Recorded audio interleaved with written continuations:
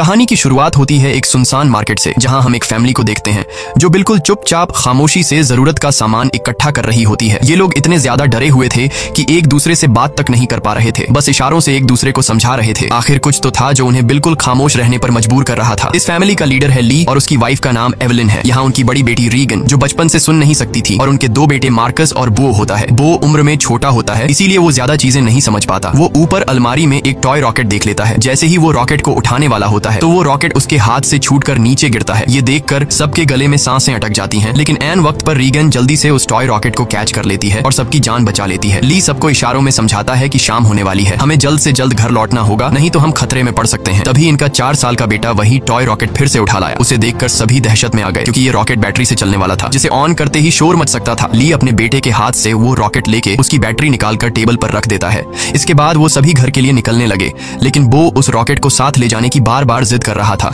इसलिए रीगन चुपके से इस बिना बैटरी वाले रॉकेट को उसके हाथ में थमा देती है और वो भी स्टोर से बाहर आ गई। पर तभी उस बच्चे ने रॉकेट की बैटरियां भी उठा ली। इसके बाद ये चारों लाइन से घर की तरफ निकल पड़े। तब हम देखते हैं कि रोशनियों से चमकने वाला ये शहर कभी गाड़ियों के शोर और इंसानों की भीड़ से भरा रहता, मगर आज ये शहर पूरी तरह से वीरान और सन्नाटे में डूबा हुआ है। यहाँ इंसान तो दूर बल्कि परिंदों की भी आवाज नहीं सुनाई देती। हर तरफ एक खौफनाक सी खामोशी छाई हुई है। पूरी दुनिया में अब कमतर ही लोग जिंदा बचे हैं, जिनमें ये 5 लोग भी शामिल हैं। यहाँ हम देखते हैं कि उन्होंने लाइन से अपने घर तक रेत बिछाया हुआ है और ये लोग इस पर नंगे पांव चल रहे थे ताकि कदमों की भी आहट न हो। वहीं मासूम बो रीगन के पीछे था। वो रॉकेट को लेकर बहुत खुश था। तभी बो ने रॉकेट में बैटरी लगाकर उसे ऑन कर दिया, जिससे उस रॉकेट में म्यूजिक बजने लगा। रीगन सुन नहीं सकती थी, इसलिए आवाज पर उसका ध्यान ही नहीं गया। लेकिन जब ली और एवलिन ने उसे सुना तो वो दोनों बहुत ज्यादा घबरा गए। तभी अचानक घने जंगलों के बीच से निकलकर गोली की रफ्तार से भागता एक खौफनाक मॉन्स्टर बो की तरफ बढ़ने लगा। ली जल्दी से खिलौने को बंद करने के लिए बो की तरफ तेजी से दौड़ता है, लेकिन तब तक बहुत देर हो चुकी थी। वो मॉन्स्टर बो को अपने साथ ले गया। उसके बाद हमें 1 साल के बाद का सीन दिखाया जाता है। ली और उसकी फैमिली ने इस हालात में जीना सीख लिया था। ली ने अपने घर में एक रिसर्च रूम बना लिया था, जहां उसने उस मॉन्स्टर के बारे में पूरी जानकारी हासिल कर ली थी। यहाँ हमें पता चलता है कि वो खौफनाक मॉन्स्टर जो बिल्कुल धीमी सी आवाज को भी कई किलोमीटर दूर से डिटेक्ट कर लेता है। अच्छी बात यह थी कि वो मॉन्स्टर पूरी तरह से अंधे थे, लेकिन उनकी सुनने की ताकत इतनी तेज थी कि वे हवा में जरा सी वाइब्रेशन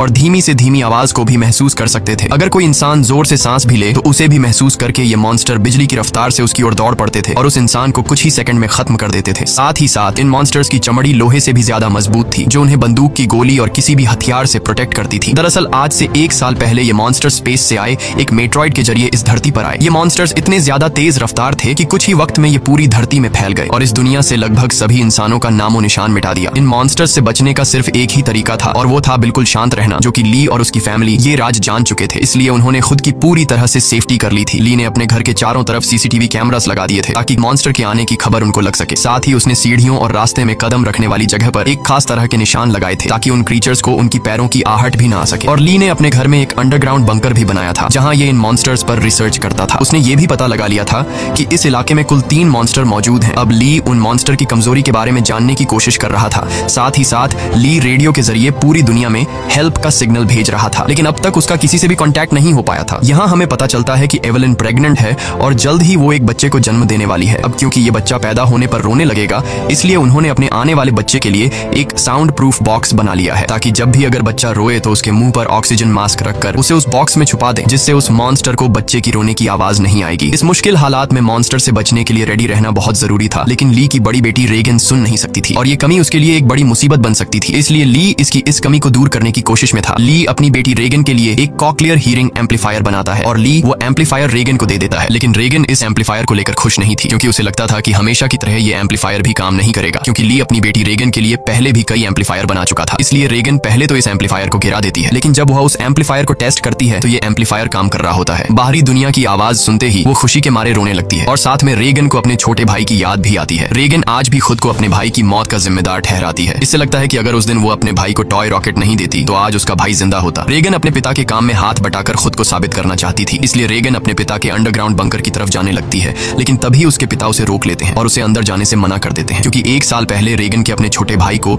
टॉय रॉकेट देने की गलती की वजह से अब वो रीगन पर बिल्कुल भी भरोसा नहीं करता। उसे डर लगता है कि नीचे अंडरग्राउंड बंकर में माइक्रोफोन, रेडियो और भी कई सारी चीजें हैं। अगर गलती से भी रीगन का हाथ किसी ऐसी चीज के साथ लग गया जो साउंड क्रिएट करती हो तो हमारी जान खतरे में पड़ सकती है। अगले दिन ली अपने बेटे मार्कस के साथ मछलियां पकड़ने नदी पर जा रहा होता है। रीगन भी उनके साथ जाना चाहती थी। रीगन ली से रिक्वेस्ट करती है कि प्लीज मुझे भी अपने साथ ले चलो, पर ली ने उसे अपने साथ ले जाने से मना कर दिया। वो रीगन से कहता है कि तुम्हारी माँ घर पर अकेली है, इसलिए तुम घर पर अपनी माँ का ख्याल रखो। जिसके बाद ली मार्कस के साथ नदी की तरफ निकल गया। ये बात रेगन को बहुत ज्यादा बुरी लगती है और वह नाराज हो जाती है। उसे लगता है कि उसके पिता उसे प्यार नहीं करते, इसलिए वह अपना बैग पैक करके वह भी घर से कहीं निकल गई और सीधा उस जगह पर आई जहाँ पर उसके भाई को मॉन्स्टर ने मार डाला था। वह अपने भाई के कब्र के पास लेटकर रोने लगती है और कुछ ही देर में यहीं पर रेगन की आंख लग जाती है। दूसरी तरफ एवलिन घर पर बिल्कुल अकेली थी। कुछ देर बाद वो बेसमेंट से कपड़े धोकर उन्हें बोरी में भरकर बाहर ले जा रही थी। तभी सीढ़ी पर लगा एक कील उस बोरी में फंसकर सीधा हो गया। वह नुकीला कील ठीक उनके पैर रखने की निशान पर था, पर एवलिन उसे देख नहीं पाई। उधर ली और मार्कस मछली पकड़ने में लगे थे। कुछ देर बाद ली अपने बेटे मार्कस को एक झरने के पास ले आता है और ली अपने बेटे से कहता है कि यहाँ तुम बात कर सकते हो, क्योंकि पानी के झरने की वजह से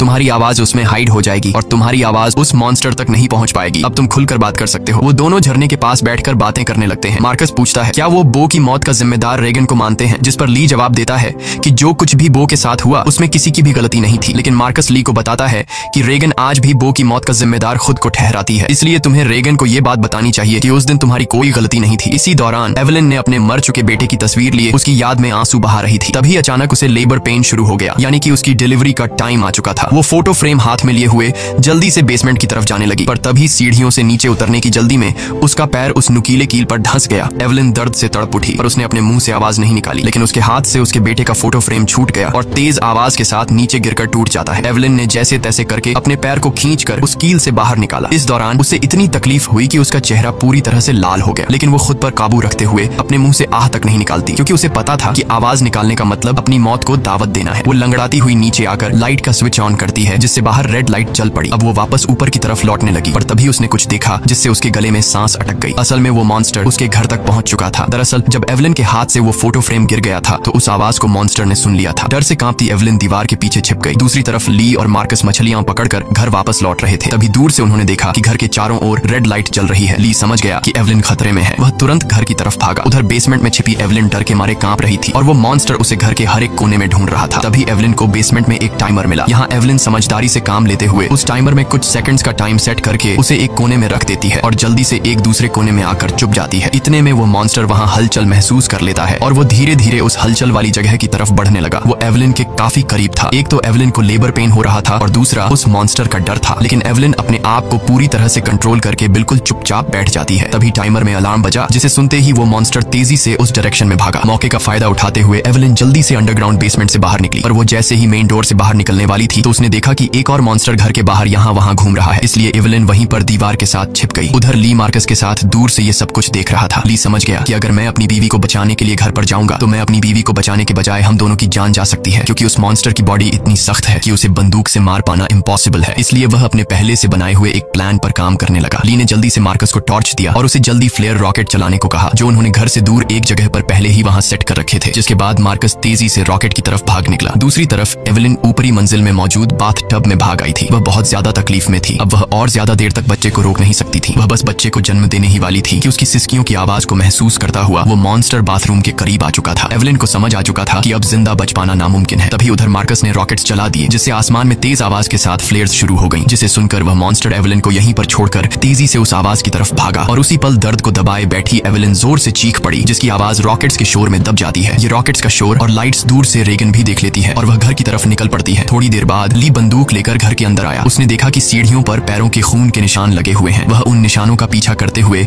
बाथरूम तक पहुंच जाता है। वहां पहुंचकर वह देखता है कि बाथ टब खून से लाल है। वह समझ गया कि एवलिन भी उस मॉन्स्टर का शिकार हो चुकी है। वह आंसू बहाता हुआ वहीं बैठ गया, पर तभी शावर रूम के कांच पर किसी ने हाथ रखा। वह कोई और नहीं बल्कि एवलिन ही थी। एवलिन ने इस मुश्किल हालात में भी खुद को संभाल कर एक बेटे को जन्म दिया था। एवलिन को जिंदा पाकर ली की आंखें खुली की खुली रह गईं। अब इससे पहले कि बच्चे की रोने की आवाज आती, ली तुरंत एवलिन और बच्चे को उठाकर अंडरग्राउंड रूम में ले आया, जिसके बेसमेंट में उन्होंने बच्चे के लिए साउंड प्रूफ बॉक्स बनाया था। लेकिन बेसमेंट में घुसने से पहले ही बच्चे ने रोना शुरू कर दिया, जिसे सुनकर वो मॉन्स्टर तेजी से उनकी ओर आने लगा। ली जल्दी से अंडरग्राउंड रूम में घुसा और दरवाजे को एक मोटे मैट्रेस से ढक दिया। ली ने फौरन बच्चे के मुंह पर ऑक्सीजन मास्क लगाया और उसे बॉक्स में बंद कर दिया, जिससे उसके रोने की आवाज बंद हो गई। तब जाकर उन दोनों ने राहत की सांस ली। यहाँ ली अपनी वाइफ एवलिन को बताता है कि मैं इन क्रीचर्स की कमजोरी जान चुका हूँ। अब जल्द उनके लिए मैं एक औजार तैयार करने वाला हूँ, जिससे ये क्रीचर्स हमारा कुछ नहीं बिगाड़ पाएंगे। इसी दौरान दूसरी ओर रेगन भी घर लौट रही थी। तभी उसे खेतों के बीच एक लाइट जलती हुई नजर आई। रेगन जल्दी से उस लाइट के पास आने लगी, लेकिन वह इस बात से अनजान थी कि एक मॉन्स्टर उसकी कदमों की आहट से उसके पीछे चलता आ रहा था। जैसे ही वह मॉन्स्टर रेगन को मारने के लिए उसके काफी करीब आया, तभी अचानक रेगन की कान की मशीन से एक नुकीली और तेज फ्रीक्वेंसी निकलने लगी। इस नुकीली आवाज से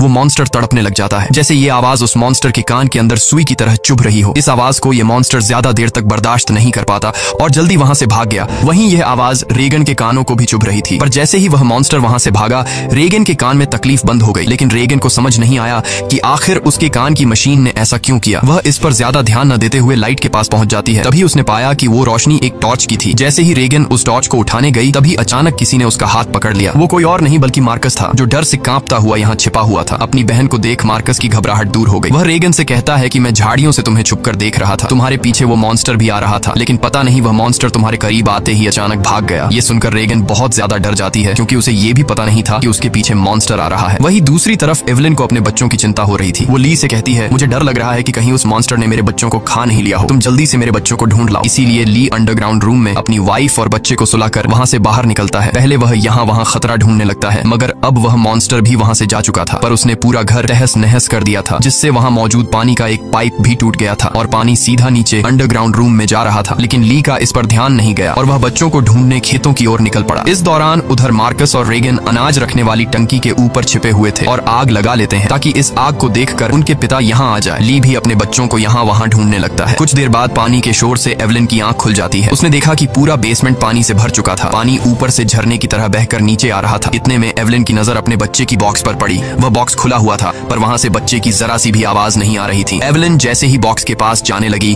तभी उसे बॉक्स के पास ही सामने से एक मॉन्स्टर नजर आया। उसे देखकर एवलिन बहुत ज्यादा घबरा गई। एवलिन को लगा कि शायद मॉन्स्टर ने उसके बच्चे को खा लिया है, क्योंकि एवलिन को वह बॉक्स तो नजर आ रहा था, लेकिन वह बॉक्स उससे काफी दूर था। इसलिए वह बॉक्स के अंदर देख नहीं सकती थी कि बच्चा अभी भी जिंदा है या फिर मॉन्स्टर ने उसे खा लिया। इसलिए वह धीरे धीरे बॉक्स की तरफ बढ़ने लगी। तभी वो मॉन्स्टर भी पानी में उतर जाता है। लेकिन एवलिन जब बॉक्स के करीब पहुंची तो उसने देखा कि उसका बच्चा सही सलामत है। खुशकिस्मती से बच्चे ने आवाज नहीं किया था, जिस वजह से उसकी जान बच गई थी। वह अपने बच्चे को लेकर एक कोने में आकर चुपचाप खड़ी हो गई। पर वो मॉन्स्टर मौत बनकर एवलिन के पास ही मंडरा रहा था। अगर बच्चे के मुंह से जरा सी भी रोने की आवाज निकलती तो उनकी मौत पक्की थी। दूसरी ओर रेगन और मार्कस अपने पिता का इंतजार करते करते थक चुके थे। रेगन को लगता है कि उनके पिता उन्हें बचाने के लिए नहीं आएंगे। अब वह अकेले ही घर जाना चाहती थी, लेकिन मार्कस को अपने पिता पर पूरा यकीन था। अपनी बहन को जाता देखकर मार्कस उसे रोकने की कोशिश करता है, लेकिन जैसे ही वह अपनी बहन को रोकने के लिए आगे बढ़ता है तो अनाज की टंकी का दरवाजा खुलकर वह उसके अंदर गिर जाता है। गिरते वक्त मार्कस के मुंह से तेज आवाज निकल जाती है, जिसे सुनते ही वह मॉन्स्टर जो एवलिन को घर में ढूंढ रहा था,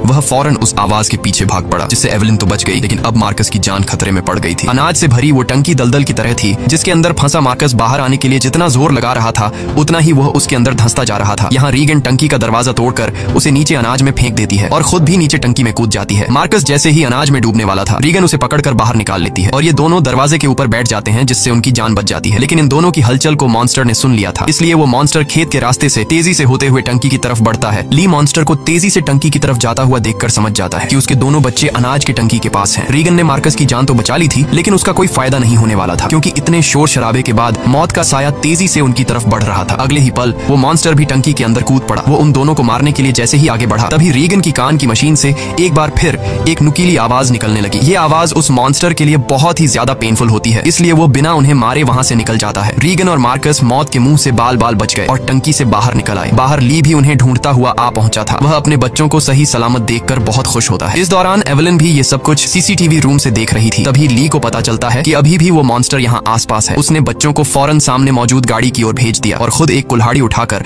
आसपास नजरें दौड़ाने लगा, लेकिन वो क्रीचर ठीक उसके ऊपर होता है। ली जैसे ही पलटकर पीछे देखता है, वो मॉन्स्टर उसे अपने पंजे से मारकर दूर फेंक देता है। अपने पिता को तकलीफ में देखकर मार्कस ली को आवाज देने लगता है। आवाज सुनकर मॉन्स्टर को मार्कस की पोजीशन का भी पता चल जाता है। वो मॉन्स्टर अब मार्कस और रीगन की तरफ बढ़ने लगा, लेकिन तभी एक बार फिर रीगन की कान की मशीन से फ्रीक्वेंसीज निकलने लगी। वह आवाज रीगन को भी चुभ रही थी, इसलिए रीगन ने अपनी कान की मशीन को ही ऑफ कर दिया, लेकिन यह उसकी सबसे बड़ी गलती थी। इस मशीन से जो फ्रीक्वेंसी निकलती थी, वही फ्रीक्वेंसी उस मॉन्स्टर की कमजोरी थी, जिसे वो बिल्कुल भी बर्दाश्त नहीं कर सकता था। लेकिन अनजाने में रीगन ने मशीन को बंद करके अपनी ही मौत को दावत दे दी। अगले ही पल वो मॉन्स्टर कार पर झपट पड़ा और मार्कस तक पहुंचने की कोशिश करने लगा। इसी दौरान उधर ली होश में आ गया। अपने बच्चों को खतरे में देख वह समझ गया था कि मॉन्स्टर से लड़कर वह कभी भी मॉन्स्टर को मार नहीं सकता, इसलिए अब उसे सिर्फ एक ही रास्ता नजर आया। उसने रीगन को इशारों में बताया कि मैं तुमसे बहुत ज्यादा प्यार करता हूँ, मैंने तुम्हें कभी भी बो की मौत का जिम्मेदार नहीं ठहराया है और मेरे होते हुए तुम्हें कुछ नहीं हो सकता। जिसके बाद ली जोर से चिल्लाने लगा। उसे सुन वो मॉन्स्टर ली की तरफ दौड़ पड़ा और एक ही झटके में उसे चीर फाड़ कर रख दिया। अपने पिता को मरता हुआ देखकर रीगन को बहुत ज्यादा दुख होता है, क्योंकि पहले उसे लगता था कि उसके पिता उससे प्यार नहीं करते, लेकिन अब उसे रियलाइज हुआ कि वह गलत थी। ली को मारने के बाद वो मॉन्स्टर वहां से चला जाता है। दूसरी तरफ एवलिन भी ये सब कुछ सीसीटीवी के जरिए देख रही थी। तब रीगन उसी वक्त गाड़ी स्टार्ट करके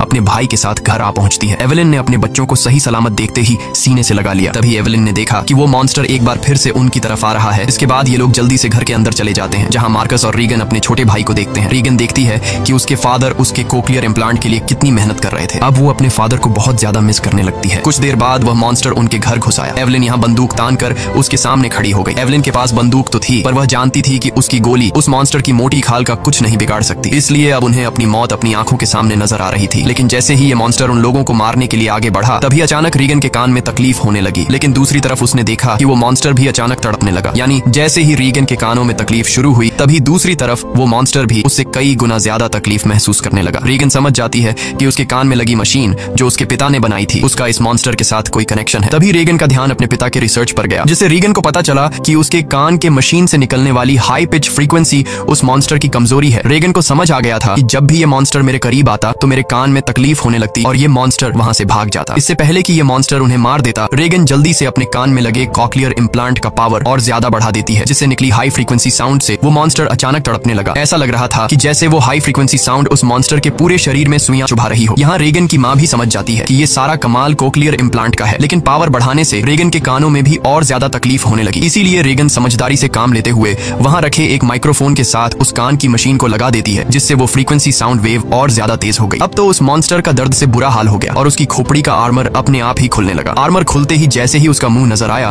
तभी एवेलिन ने शॉटगन से सीधे उसके मुंह पर ही फायर कर दिया, जिससे उसकी खोपड़ी एकदम गुब्बारे की तरह फट गई और आखिरकार वो मॉन्स्टर मारा गया। हालांकि खतरा अभी टला नहीं था। गोली की आवाज सुनकर उस इलाके में मौजूद बाकी के 2 और मॉन्स्टर भी उनकी ओर आने लगे। लेकिन अब एवेलिन और रीगन को उन मॉन्स्टर्स की कमजोरी मालूम चल चुकी थी, इसलिए रीगन ने माइक का वॉल्यूम फुल कर दिया और एवेलिन उन मॉन्स्टर्स को मारने के लिए तैयार हो गई। इसी के साथ ये कहानी खत्म हो जाती है। अगर आपको वीडियो अच्छी लगी हो तो हमारे चैनल को सब्सक्राइब और वीडियो को लाइक जरूर कीजिएगा। और अगर आपको इस मूवी का सेकंड पार्ट चाहिए तो नीचे कमेंट में पार्ट 2 लिखें।